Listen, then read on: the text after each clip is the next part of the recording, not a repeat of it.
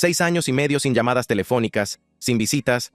Dicen que su madre afirma que no lo ha visto desde que están allí. Después de casi 2.500 días tras las rejas sin una condena, han aparecido nuevas imágenes que muestran a WNW Melly dentro de la cárcel del condado de Broward. Pero lo que ocurre en esas imágenes, y por qué se están volviendo virales ahora mismo, está a punto de cambiar todo lo que creías saber sobre este caso. El caso que se niega a morir. Déjame llevarte de vuelta a la madrugada del 26 de octubre de 2018. Imagina esta escena. Un Jeep Compass gris recorre a toda velocidad las oscuras calles del sur de Florida, llevando a 4 miembros del colectivo YNW, un grupo muy unido de jóvenes raperos de la pequeña y económicamente desfavorecida localidad de Gifford, Florida, que perseguían juntos el sueño de SoundCloud, construyendo algo desde la nada. Dentro de ese vehículo se encontraban Jamel Maurice Demons, más conocido como YNW Melly, su socio Cortland Henry, alias YNW Bortlen, y 2 de sus amigos de la infancia, Anthony Williams, conocido como YNW Zack Chaser, y Christopher Thomas Jr., conocido como YNW Juby. Estos 4 jóvenes habían crecido juntos, luchado juntos y, por fin, estaban empezando a saborear el éxito juntos. Cuando el sol salió sobre el horizonte de Florida, 2 de esos jóvenes estarían muertos, sus cuerpos acribillados a balazos, sus sueños extinguidos para siempre. Ahora bien, según la teoría de la fiscalía sobre lo que ocurrió aquella fatídica noche, lo que sucedió a continuación no fue más que una traición calculada y a sangre fría de la forma más devastadora imaginable. Alegaron que Melly, sentado en el asiento trasero del lado del conductor de ese jeep, abrió fuego contra sus propios amigos, sus hermanos de la misma pequeña ciudad de Florida que habían construido juntos este colectivo musical a partir de nada más que talento y sueños compartidos. El 26 de octubre de 2018, este acusado disparó y mató a 2 de sus amigos. Mató a Christopher Thomas y Anthony Williams. Pero aquí es donde la historia da un giro inquietante y retorcido. Según los fiscales, después de cometer presuntamente estos brutales asesinatos, Melly y Bortlen no llamaron inmediatamente al 911. No se apresuraron a buscar ayuda para sus amigos heridos. No entraron en pánico ni gritaron horrorizados. En cambio, presuntamente, escenificaron toda la espantosa escena para que pareciera un tiroteo aleatorio desde un vehículo en marcha. La fiscalía afirma que condujeron el vehículo acribillado a balazos hasta una zona desolada y aislada cerca de los Everglades, una carretera sin salida cerca de una planta de reciclaje donde no había farolas que iluminaran la oscuridad, ni testigos que observaran sus acciones, nada más que la oscuridad total de la noche de Florida, y dispararon más tiros al coche desde el exterior para que pareciera que unos agresores desconocidos los habían atacado en Minnesota, un acto de violencia aleatorio. El coche circula en dirección oeste por Memorial Parkway, gira hacia el norte por la 172 y aparece en el hospital. El tiroteo desde un vehículo en marcha es completamente falso. ¿Cómo puedo decírselo, señoras y señores? Bueno, los detectives de Miramar en ese momento cerraron todo el tramo de Miramar Parkway, desde la 160 hasta la 172, y se sientan y caminan, uno al lado del otro durante 1 hora, a lo largo de ese tramo de 1 milla, buscando pruebas de este tiroteo desde un vehículo en marcha. Cuando Bortlen finalmente llegó al Memorial Miramar Hospital a las 4:35 a.m., en punto de esa mañana, contó a los agentes de policía una desgarradora historia sobre un tiroteo aleatorio desde un vehículo en marcha que había apuntado a su vehículo sin previo aviso ni provocación. Pero los experimentados investigadores que acudieron al lugar no se creyeron su versión ni por un momento. Registraron todo el tramo de Miramar Parkway, donde supuestamente se produjo el tiroteo desde un vehículo en marcha, caminando metódicamente uno al lado del otro durante más de 1 hora, peinando cada centímetro de ese tramo de carretera de más de 1 kilómetro. No encontraron absolutamente nada. Ni casquillos esparcidos por el pavimento, ni fragmentos de cristal de ventanas rotas, ni proyectiles incrustados en estructuras cercanas, ni marcas de neumáticos de un vehículo en fuga. No hay ninguna prueba que respalde que se produjera un tiroteo desde un vehículo en Miramar Parkway. ¿Qué buscarían? Casquillos, fragmentos de vidrio, proyectiles, marcas de neumáticos. Verán que no se encontró nada de eso. Y cuando los investigadores finalmente obtuvieron las imágenes de vigilancia del estudio de grabación que el grupo había abandonado esa noche, descubrieron algo que contradecía por completo la versión del tiroteo desde un vehículo en marcha que había presentado Bortlen. No había solo 2 personas en ese jeep cuando salió del estudio. Había 4. Y Jamel Demons se veía claramente sentado en el asiento trasero del lado del conductor. Ahora hablemos de lo que supuestamente revelaron las pruebas forenses cuando los médicos forenses realizaron su análisis detallado. Los médicos forenses determinaron que las heridas mortales de ambas víctimas procedían del interior del vehículo, concretamente del asiento trasero del lado del conductor, y se dirigían hacia el lado del pasajero, donde estaban sentadas las víctimas. Aún más inquietante y condenatorio, encontraron pruebas de salpicaduras en una de las víctimas, residuos de pólvora sin quemar que solo aparecen cuando se dispara un arma de fuego a muy corta distancia, normalmente a pocos metros. La oficina del médico forense le dirá que cuando se simuló el tiroteo desde un vehículo en marcha a las 4:02 a.m., las víctimas ya estaban muertas. El médico forense podrá testificar y decirle que los disparos mortales a Anthony Williams, en la cabeza, que entraron por la parte posterior y salieron por la parte superior, destrozando la ventanilla delantera del pasajero, fueron mortales. Y que las heridas adicionales, que coinciden con las trayectorias que atraviesan el vehículo, ya lo habían matado. La fiscalía también presentó lo que, según ellos, era esencialmente una confesión del crimen. En las horas inmediatamente posteriores al tiroteo, alguien se puso en contacto con Melly a través de Instagram para preguntarle si estaba bien después de enterarse del violento incidente que había ocurrido. Según los fiscales, Melly respondió con 3 palabras escalofriantes e incriminatorias: "Yo lo hice". Aquí es donde el contexto importa. ¿Qué significa eso? Si trabajas en Google y dices que toda tu planta está programando, eso es algo bueno. Si trabajas en nuestro hospital general y dices que toda tu planta está programando, eso es algo malo. El contexto en torno a los mensajes importa. Pero aquí es donde el caso se vuelve infinitamente más complicado y mucho menos sencillo de lo que la fiscalía quiere hacer creer. A pesar de todas estas pruebas aparentemente condenatorias, a pesar de los análisis forenses, a pesar de los datos de rastreo del teléfono celular, a pesar de la supuesta confesión, el primer juicio de Melly en 2023 terminó en un jurado sin veredicto, con informes que sugieren que la división fue de 9-3 a favor de la absolución de los cargos principales. Piense por un momento en este hecho tan notable. La fiscalía presentó todo el caso al jurado, expuso todos los datos de rastreo del teléfono celular, todas las pruebas forenses, la supuesta confesión, y aún así, una mayoría significativa de los miembros del jurado no quedó convencida de la culpabilidad más allá de toda duda razonable.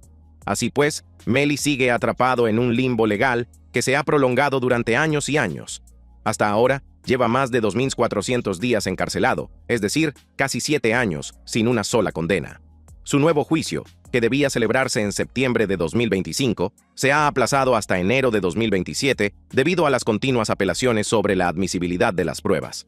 El señor Demings lleva esperando en prisión preventiva a que se celebre el juicio por este caso desde, creo, 2019. Como saben, obviamente fue a juicio antes de que este terminara en nulidad, y desde entonces ha permanecido en prisión preventiva. Y tiene derecho a un juicio rápido, un derecho constitucional a un juicio rápido. Y justo cuando parecía que este caso, ya de por sí dramático, no podía ser más dramático ni complicado, todo cambió en septiembre de 2025 con una decisión que sorprendió a todo el mundo. El acuerdo judicial que sorprendió a todos. 9 de septiembre de 2025. Marquen esa fecha en su memoria. El día antes de que Iggy N.W. Bortlen comenzara la selección del jurado para su propio juicio por asesinato, un juicio que determinaría si pasaría el resto de su vida, entre rejas, entró en la sala del tribunal del condado de Broward e hizo algo que conmocionó tanto a la comunidad del hip hop como al mundo jurídico. Aceptó un acuerdo. Si mañana o pasado mañana se despierta y decide que ha cambiado de opinión y que quiere resolver este caso, ambos casos, mediante un juicio conjurado, eso no va a suceder. Si quiere un juicio, el juicio comienza mañana. Si quiere aceptar el acuerdo, puede aceptarlo hoy, pero no habrá ningún tipo de parcialidad ni remordimiento. Ahora déjenme poner este sorprendente acontecimiento en perspectiva para que puedan comprender plenamente la magnitud de lo que ocurrió. Antes de que se ofreciera y aceptara este acuerdo, Cortland Henry se enfrentaba a múltiples cadenas perpetuas consecutivas. Estamos hablando de cadena perpetua en la prisión estatal de Florida, seguida de cadena perpetua, seguida de cadena perpetua, seguida de cadena perpetua, seguida de otros 75 años más. El hombre se enfrentaba a pasar literalmente el resto de sus días entre rejas si el jurado lo declaraba culpable. Pero con un trazo de pluma y unas pocas palabras pronunciadas en la sala del tribunal, todo ese aterrador futuro cambió por completo.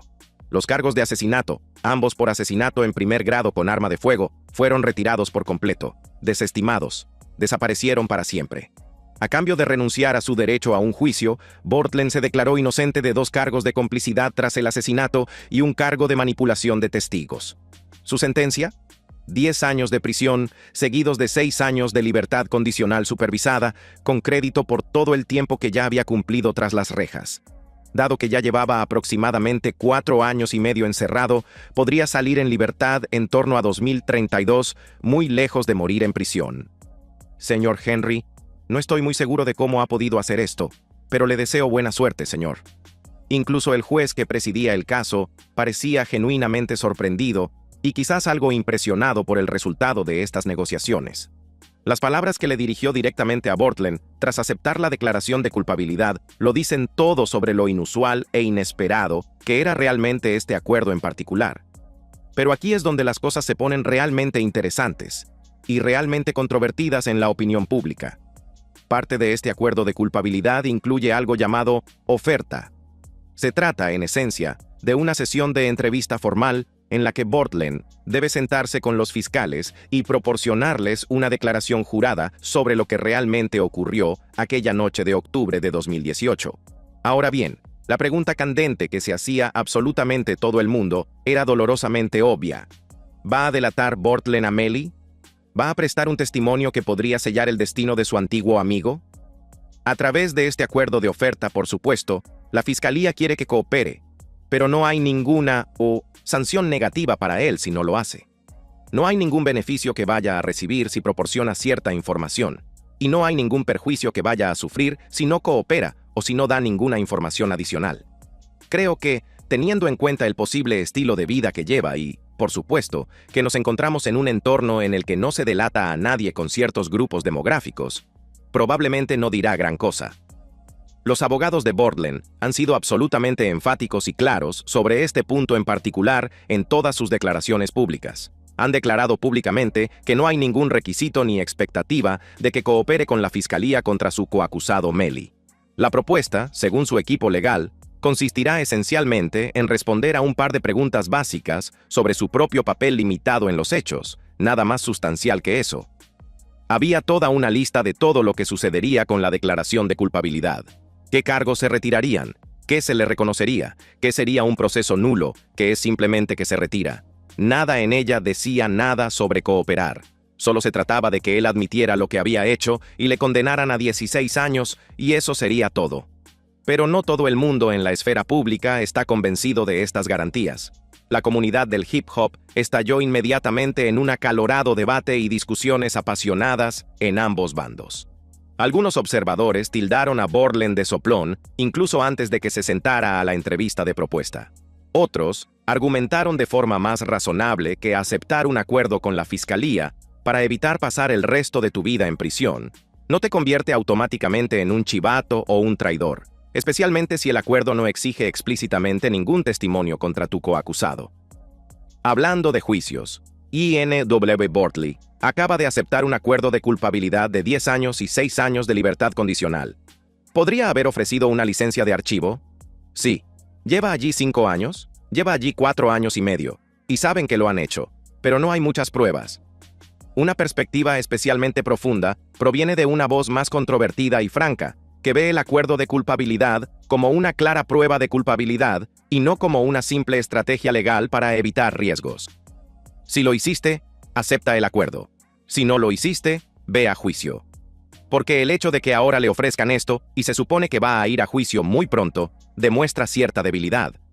Por su parte, la Fiscalía ha planteado el razonamiento detrás del acuerdo de culpabilidad de manera muy diferente.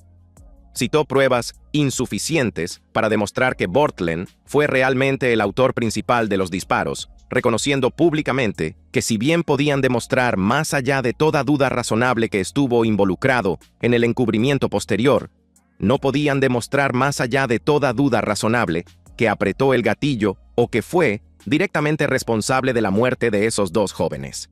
Sí, es un acuerdo muy favorable. Se enfrentaba a varias cadenas perpetuas y, en esencia, a pasar el resto de su vida en prisión. Con este acuerdo de culpabilidad, se declaró inocente, creo que de 2 cargos, y la sentencia promete 10 años. Pero, ¿qué hay de la intrigante teoría de que Bortlen y Melly podrían haberse comunicado entre sí antes de que se aceptara oficialmente la declaración de culpabilidad? Algunos analistas jurídicos y observadores judiciales han sugerido que es totalmente posible, incluso probable, que los dos acusados discutieran de antemano esta decisión trascendental. Hay conversaciones entre coacusados, especialmente entre personas que son amigas y que han participado o se supone que han participado juntas en cierta conducta, del tipo: tú no vas a delatarme, yo no voy a delatarte. Al final, si ese fuera el caso, habría una destrucción mutua asegurada. Las implicaciones para el próximo caso de Melly aún están por verse y son objeto de intensas especulaciones. Sus abogados ya han presentado mociones para sustituir por completo a su equipo legal, alegando conflictos irreconciliables que surgieron inmediatamente después del sorprendente acuerdo de culpabilidad de Bortlen. Y el nuevo juicio, ahora aplazado hasta enero de 2027, se cierne como una oscura nube de tormenta sobre todo. Bueno, sí. Hablando de Florida, IOW Melly se ha retrasado hasta 2027. Sí, no sé qué pasa con Melly. Sigo pensando que no deberías involucrarte. No deberías involucrarte. Tu nombre no debería aparecer si matas. Matarías a tu amigo como si nunca debiera suceder en la vida real. Y a pesar de todas estas maniobras legales y especulaciones públicas, Melly sigue exactamente donde ha estado durante casi 7 largos años, encerrado en la cárcel del condado de Broward, esperando y esperando un juicio que se sigue posponiendo cada vez más hacia un futuro incierto. Lo que revelan las nuevas imágenes. Lo que nos lleva directamente a las imágenes virales que tienen a todo el mundo hablando en este momento. Después de pasar casi 2.500 días consecutivos encarcelado sin una condena, IOW Melly ha sido recluido, según se informa, en condiciones extremadamente restrictivas y duras. Según las emotivas declaraciones de su madre, Jamie Demons King ha sido sometido a prolongados periodos de aislamiento las 24 horas del día, privado de todos los privilegios telefónicos que le permitirían comunicarse con sus seres queridos y sin poder recibir visitas de los miembros de su familia que desean desesperadamente verlo. 6 años y medio sin llamadas telefónicas, sin visitas. Dicen que su mamá dice que no lo ha visto desde que están allí. Maldita sea. No lo ha visto. Dice que ha hablado con él por teléfono un par de veces, pero le han quitado todos los privilegios telefónicos. Así que no es tan malo. Se trata de un joven que, en el momento álgido de su floreciente carrera, colaboraba nada menos que con el propio Kanye West. Veía cómo sus canciones acumulaban cientos de millones de reproducciones en todas las plataformas, y era aclamado por críticos y fans como una de las voces más innovadoras y singulares del género del rap melódico. Su tema revelación, Murder on My Mind, publicado meses antes de que se produjeran los presuntos asesinatos, se había convertido en un éxito viral, y su letra inquietante y extrañamente profética sobre la violencia accidental adquirió un nuevo y escalofriante significado a la luz de las devastadoras acusaciones contra él. El caso contra Melly siempre se ha basado en gran medida en pruebas circunstanciales, más que en testimonios directos de testigos oculares o pruebas físicas irrefutables. Sí, existen los datos del teléfono celular que lo sitúan en la escena durante el periodo de tiempo relevante. Sí, existen los análisis forenses que sugieren claramente que los disparos mortales procedían del interior del vehículo y no de un agresor externo. Sí, existe esa supuesta confesión en Instagram que los fiscales han destacado repetidamente. Pero también hay algo que brilla por su ausencia en el caso de la fiscalía. Nunca se recuperó el arma homicida, a pesar de las exhaustivas y extensas búsquedas en canales, apartamentos, trasteros y otros innumerables lugares. No se encontraron residuos de pólvora en las manos o la ropa de Melly cuando se le hicieron las pruebas. Y, lo que es más importante, ningún testigo ocular se ha presentado para testificar que lo vio apretar el gatillo. Luego está el notable y polémico testimonio de Felicia Holmes, la madre de la exnovia de Melly, Maria Hamilton, a quien se llamó a regañadientes a declarar sobre una llamada telefónica que supuestamente escuchó la mañana del tiroteo. ¿Cómo estás hoy? No muy bien. ¿Tienes frío? No. Es solo que... Bueno, ya sabes. Me siento incómoda. ¿Estás nerviosa? Me siento amenazada. Esa única y poderosa palabra, amenazada, marcó el tono de confrontación de uno de los testimonios más polémicos y dramáticos de todo el juicio. Holmes, que parecía extremadamente reacia e incómoda desde el momento en que subió al estrado, afirmó en repetidas ocasiones que no recordaba detalles cruciales de su declaración de 2018 a los investigadores de la policía. ¿Tuvo oportunidad de leer la declaración que prestó en 2018? Leí la declaración. De acuerdo. ¿Fue por correo electrónico? No lo recuerdo. No recuerdo nada de esa declaración, pero sí recuerdo mi declaración del 22 de diciembre. Entonces, ¿la declaración fue hace 6 meses? Sí. La fiscalía la presionó agresivamente sobre este tema de la memoria, tratando desesperadamente de que confirmara detalles específicos sobre esa llamada de FaceTime a primera hora de la mañana en la que supuestamente vio a Melly en la pantalla del teléfono, hablando con su hija sobre un tiroteo. Pero Holmes se resistió firmemente a esta presión y finalmente reveló lo que, según ella, era la verdadera fuente de su extremo malestar en el estrado de los testigos. Cuando subió al estrado dijo: «Me siento amenazada». «Sí, señor, así es». «¿Por quién se siente amenazada?», protestó, su señoría. «¿Qué reglas?». «Christine Durant, la fiscal». ¿Esta fiscal?». «Sí, así es». Ahora bien, tanto si se cree que el testimonio de Holmes se vio realmente afectado por un temor legítimo a ser procesada por el Estado, como si se cree que simplemente intentaba evitar proporcionar información incriminatoria que pudiera perjudicar a Melly, una cosa está absolutamente clara. El caso contra Melly dista mucho de ser sencillo o de garantizar una condena. Y precisamente por eso, las nuevas imágenes de Melly que circulan desde el interior de la cárcel han causado tanta conmoción entre el público. Se trata de un joven, tenía solo 19 años, apenas era adulto cuando fue arrestado por primera vez, que ahora ha pasado la mayor parte de sus 20 años entre rejas esperando una resolución legal que se aleja cada vez más hacia un futuro incierto. Las profundas preguntas que plantean estas imágenes van mucho más allá de la mera curiosidad por las condiciones de vida de un acusado famoso. Van directamente al meollo de cuestiones fundamentales inherentes a nuestro sistema de justicia penal. ¿Cuánto tiempo se puede mantener legalmente a alguien en prisión antes del juicio sin violar sus derechos constitucionales al debido proceso? ¿En qué momento la prisión preventiva se convierte efectivamente en un castigo sin una condena real? Ahora entramos en el terreno de los juicios rápidos. Melly lleva bastante tiempo en la cárcel, años a estas alturas, por estos cargos. Y dentro de Estados Unidos y nuestro marco constitucional, una persona tiene derecho a un juicio rápido. Entonces, ¿en qué momento se pone manos a la obra y el juez dice: «Oye, si este caso no llega a juicio por parte de este estado en este momento, entonces voy a considerar una moción de juicio rápido para desestimarlo»? En octubre de 2025, un tribunal de apelación confirmó la supresión de amplias pruebas digitales en el caso, limitando lo que los fiscales pueden utilizar realmente en el juicio, a las comunicaciones del día en que se produjeron los asesinatos e inmediatamente después. Esta sentencia se consideró una importante victoria procesal para el equipo de la defensa, ya que podría debilitar la capacidad de la fiscalía para demostrar la premeditación y el motivo. Luego, en noviembre de 2025, los cargos de manipulación de testigos contra Melly fueron retirados por completo, supuestamente debido a problemas probatorios que hacían improbable el éxito de la acusación. Se trataba de cargos extremadamente graves que se habían presentado en octubre de 2023, en los que se alegaba que Melly había orquestado desde su celda sofisticadas maniobras para intimidar a los testigos que pudieran declarar en su contra. La Fiscalía mantiene su confianza en la solidez general de su caso, a pesar de estos contratiempos. Siguen señalando las pruebas del teléfono celular, el análisis forense de la trayectoria de las balas y la supuesta confesión como pruebas contundentes de culpabilidad. Argumentan que la justicia para Anthony Williams y Christopher Thomas Jr., dos jóvenes cuyas prometedoras vidas fueron violentamente truncadas a los 21 y 19 años, exige que este caso se lleve a su conclusión definitiva, sin importar el tiempo que lleve. Es importante. Y ya sabes, se trata de un caso de homicidio. Es un caso de gran trascendencia. Hay que garantizar la integridad de la acusación en este caso, porque esta familia merece justicia. Y no hay nadie que merezca ser condenado injustamente o estar en prisión por algo que no ha hecho. Por eso es tan importante para ambas partes garantizar que esta acusación se lleve a cabo con integridad.